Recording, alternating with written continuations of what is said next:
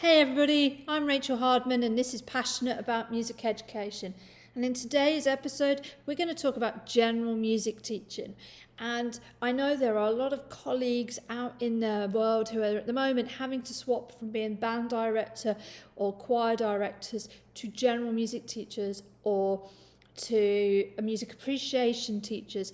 And I know that can be scary, but actually general music teaching is awesome. So let me give you some tips because I've been doing it for over 23 years and it is a really great way to engage with your students and in a different way than running your band or running your choir. So tip number one is to start with the end in mind. What is it that you would like your students to know or understand after 6 or 8 weeks of a topic? So for instance, if you're doing a topic on the blues, what skills would you like them to have mastered by the end of that topic? So start with that as the end in mind. So you would like them to know the history of the blues, some blues musicians, the instruments used in the blues, the walking bass, or the chord sequence in the 12-bar blues and the blues scale, and you want them to be able to play those elements, and you want them to be able to play the walking bass and the chords at the same time, either by themselves or with partners or in a group. You might want them to use the blues scale to improvise their own melody or their own tune over the chords. You might want them to play the walking bass and the chords along with a style. Whatever it is that you want them to understand, that's your end in mind. And I think having taught general music for 23 years, the other end in mind is where do I need to get them next to? So for instance, I usually teach GCSE music straight after general music. So for students to be able to go on and do GCSE music, they need to be able to compose, they need to be able to have some music historical knowledge and some performing skills and be able to analyse and listen to music. And so it's really important that I've given those skills to the students in the middle school age or year 7, 8, 9, so when they opt to do GCSE music, they have some of those basic skills. So my end in mind is how does my topic or unit help them be prepared for the next grade or the next level? So that's the first tip, which is to plan your topic with the end in mind. What do you want the students to be able to do musically at the end of your unit? The second advice is to ensure that your projects include opportunities for composing, performing, listening, and appraising or self-reflection or discussion work. So again, if we take the blues for instance, we want the students to be able to understand the history of the blues. We want them to listen to blues musicians. We want them to be able to identify the 12-bar blues chord sequence orally and then to be able to play it. We want them to be able to perform the elements of the blues, or even maybe a blues song that you like and you want to share that they learn. We want them to understand how important the blues is in terms of pop history and how from the blues we then went on to pop music and rock and roll, you know, the early Beatles and Chuck Berry and all of these great artists. We want students to be able to perform their work, so if they are and create their own work, so they might compose their own blues song, or they might use the blues scale and do some improvising if they're a saxophone player and working with a keyboard player. So we really want to ensure that we are giving them an opportunity to develop all of those skills within our project as much as we can. Tip 3 is to think about the musical elements that you want students to understand. So if I'm doing a topic on moods in music, I will not only talk about pitch and rhythm, but I will want students to explore and experiment with musical elements. So we will listen and discuss about dynamics, and then I want them to go and experiment playing the instrument, composing on an instrument with dynamics. What does soft actually feel like to play? What does loud feel like to play? And that's very different when we sing it to when we play it on a keyboard, to when we play it on a glockenspiel xylophone or untuned percussion. I want them to understand the importance of tempo. I want them to understand chords and harmony and tonality. Whatever I'm doing within my unit, so if I am doing a topic on moods in music, I will be looking at opportunities to bring in musical elements, and also to be using that terminology in my lessons, and for students to be using that terminology. I want them to know what dynamics means, and I need to say it 100 times. I need them to understand what tempo means. And again, you need to say this 100 times, and you need to get them to use those words when they're analysing and self-reflecting on the work.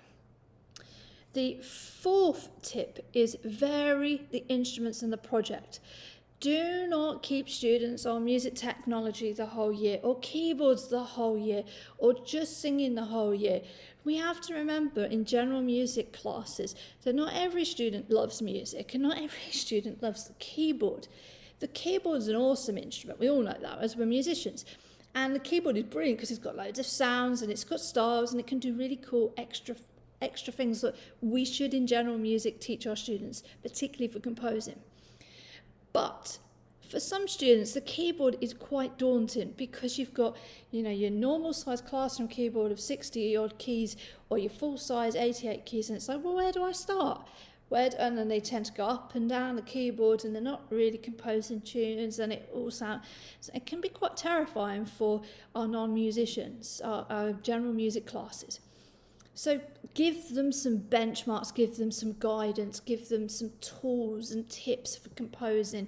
Maybe if you're doing something on pentatonic, just make sure that they understand just to use the black keys, or, not to be afraid to go up and down the keyboard, but not just to keep going up and down like a scale, but to vary the direction of the pitch, to vary the rhythms of the pieces as well. But some students don't want to play the keyboards all the time, and they will excel if you give them a glockenspiel or a xylophone or a recorder, or if you've got steel pans, or if you've got boom whackers or untuned percussion. Why not use these instruments? Why limit the musical experience for students? We don't always want the students to do the same thing. Remember also your talented students, your cellists or your violinists or your saxophone players. Bring those students in and get them to use their own instruments on the topics as much as you can. And you do this for two reasons. One, because it gives that student a chance to shine and develop their instrument skills, and they're doing more practice. And secondly, you are giving the students in the class an opportunity to hear the cello or to hear somebody play the saxophone, which is more likely to get students to be A, impressed at that, and B, more likely to go and learn a musical instrument. So it's a great marketing tool if you get your instrumentalists to use their instruments. And if you're learning the flute and your parents are paying for flute lessons outside of school and you're in a county band, why aren't you using that in general music class? Why are you on, a recorder or a glockenspiel? Why aren't you using your flute? And we should encourage them to use that skill. So tip 4 is vary the instruments and vary the topics, so you're not doing the same thing all year through, because for some students that really doesn't work, and that's where you get some behaviour management problems. And the fifth tip is to make sure that you have an opportunity for students to self-reflect. And the best way to do this is to video them performing.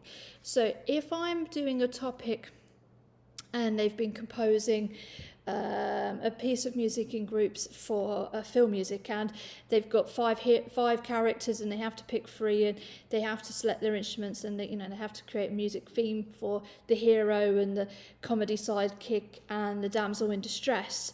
What I would get at the end, I would give them the deadline and say, right, today we are going to perform for assessment. You've got 15 minutes to finish and improve and rehearse and be ready to perform. And then I would get students to perform to the class, but I'd also video, or if I don't have a video camera, I would record the class. And the reason I do this is because what I'd like to do is then in the next lesson, or in that lesson if you have time, is to show them their work. It's really important that they hear back what they have composed or created or performed, or how they've performed. One, it gives them loads of confidence. And 2, it's so clear for them to hear and see what they need to improve on, which you don't need to tell them. They will be very smart, and they will know what's not working, or what didn't work so well, or actually what they thought in rehearsal sounded really great didn't come across very well in their performance. So those opportunities for self-reflection and personal growth are really important. Don't underestimate how much students learn from watching themselves perform their work. So make sure you get a video camera if you have to do it on your iPhone. Obviously check, data and your school's policy. And make sure that you share it in the classroom so students can see their work. It's so valuable and it's so helpful, particularly in general music teaching. So just a recap of what my 5 tips are for general music teaching. 1, plan with your end in mind. What is it that students should be able to do at the end of their project that you put together? 2, projects must include composing, performing, listening and appraising, discussion work, understanding historical context. 3, make sure that you're including and focusing on the musical skill element, technique, terminology that you want the students to understand. Number 4, vary the topic, vary the instruments, vary the skills. Don't keep them doing the same thing all year. It gets boring for students and you'll get more behaviour problems, but also music is so brilliant, and music appreciation classes or general music classes are a chance for us to give them an opportunity to try different things: the recorder, the steel pans, the glockenspiel xylophones, tuned percussion, untuned percussion, keyboards, ukuleles. If you've got band instruments or drumline, whatever it is, don't keep them on the same thing. Give them some variety. That way we're going to create students who appreciate all these instruments and maybe want to go and learn these instruments. And the 5th tip was opportunities for students to do self-reflection. Our students are much smarter than sometimes we give them credit. They know what they're doing well and they know how to improve. Give them the opportunity to reflect on what they need to do to improve. Show them videos of them performing. They love it. They love to see themselves and hear themselves, but they'll also be quite critical. So you've got to remember to tell them what was good about their work, because they will only tell you what's negative about their work. So encourage, first of all, what was good about your work? What did you do well? What did the group do well? What skills did you show? What did you achieve out of the task guidelines? And then when they reflect, and it's not, oh, this was rubbish, because it's, okay, if I gave you another 15 minutes, if I gave you another 20 minutes rehearsal time, what 1 thing or 2 things would you go and improve? How would you make this performance better? What would you do next? And then they'll give you a much better answer. But we don't want to keep encouraging them to be negative and go, it was all rubbish, because I'm sure it won't be rubbish. Will it be a masterpiece? Who knows? But they'll go to the negative. So encourage them to go, if I had another 20 minutes, if I had another half an hour. And it's okay to talk to them about the fact that we are composing or creating music in a very short amount of time, and that's never going to be perfect because we don't have enough time. General music classes never have enough time to do all the wonderful things that we want to do with the students. So encouraging students to be realistic about, well, you only had 25 minutes, so you had half an hour for this topic. If I gave you another half an hour, what would you do next? How would it improve? And that creates a really positive environment for the students, an opportunity for them to be reflective and create a great atmosphere for general music making. General music teaching is brilliant, and it's a great way of engaging with lots of students in music making, so don't be afraid of it. And I am Rachel Hardman. I hope these tips have been helpful. Please, of course, leave a comment if it was helpful, or any other topics you'd like me to go into in more detail. This channel is for music teachers.